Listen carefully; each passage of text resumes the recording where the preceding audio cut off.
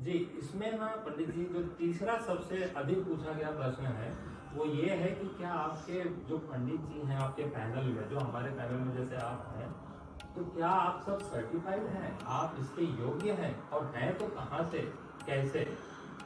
देखिए, सर्टिफाइड तो होना जरूरी है। कुछ गुरुकुल से सर्टिफाइड हैं, कुछ जो बड़ी बड़ी संस्थाएं हैं, जो गुरु लोग उन्हें धर्म से संबंधित, यज्ञ से संबंधित, पूजा पाठ से संबंधित योग्यता प्रदान करते हैं। जी। जरूरी नहीं है कि हमारे पास सर्टिफाइड मतलब सर्टिफिकेट ही होना चाहिए। सर्टिफाइड का मतलब सबसे बढ़िया उसमें ये सर्टिफाइड और नॉन सर्टिफाइड में फर्क इतना है कि सर्टिफाइड जो है वो दो चार ही बताएगा। ये भी सर्टिफाइड वाले वही बताएंगे, वो सर्टिफाइड वो जितने भी सर्टिफाइड है वो एक ही चीज बताएंगे। और जो नॉन सर्टिफाइड वाले हैं हो सकता है कि वो हमसे थोड़ा डिफरेंस बताएं। तो डिफरेंस बताने से कैसा होता है कि लोगों के अंदर वो भाव थोड़ा सा कमजोर हो जाता है कि ये गुरु जी हमारे को ऐसा बताया, वो गुरु जी ने ऐसा बताया, तो उनके मन में ये भाव आ जाता है कि मतलब ये सही है कि वो सही है। और हो सकता है कि दोनों का निचोड़ लेने के बाद दोनों सही हो, ये भी हो सकता है।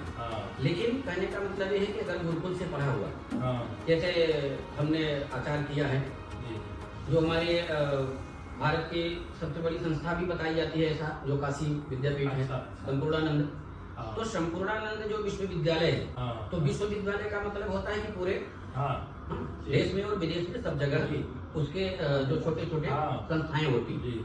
तो जैसे एक बड़ी कंपनी हो गई, उस बड़ी कंपनी के छोटे छोटे ऑफिस और संस्थाएं होती हैं, वैसे हमारे गुरुकुल की भी संस्थाएं हैं। जैसे महर्षि की संस्थाएं हैं, बहुत गुरुजी लोग जो है बहुत ज़्यादा जो महर्षि से निकले हुए हैं, सर्टिफाइड हुए हैं।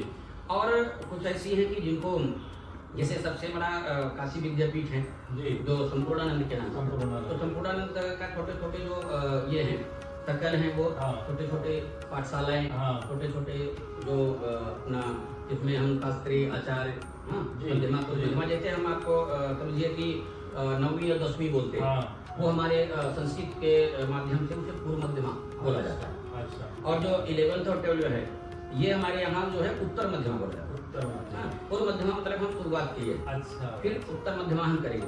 उसके बाद हम जैसे आते हैं तो हम ग्रेजुएशन करते हैं। अच्छा। तो ग्रेजुएशन में जो बीए है, वो बीए हमारे यहाँ जो है उसे शास्त्री बोला, शास्त्री मतलब जो बीए किए हुए हैं तो शास्त्री जी हो गए। अच्छा, तो शास्त्री की उपाधि प्राप्त होती जी। और जो एमए किए हुए हैं जी, संस्थाओं से, संस्कृत से, तो धर्मशास्त्र से, वो जो है तो आचार्य होगा। वो एमए और बीए ये शास्त्री और आचार्य की पदवी हमको प्रदान करती है। और एक आचार्य ये भी होता है कि जैसे समझिए कि 10 ब्राह्मण पूजा करें, तो 10 ब्राह्मण में से ब्राह्मण तो सब विद्वान है जी, लेकिन जो मुख्य स्थान को प्रतिष्ठित हो पाए वो एक लीडर बन गए, उनको भी हम आचार्य की पदवी, आचार्य माने श्रेष्ठ जी, तो आचार्य की पदवी लेकर के श्रेष्ठ, तो ऐसे श्रेष्ठता को प्राप्त करने के लिए हम कई संस्थाओं से जुड़ करके सर्टिफाइड होते।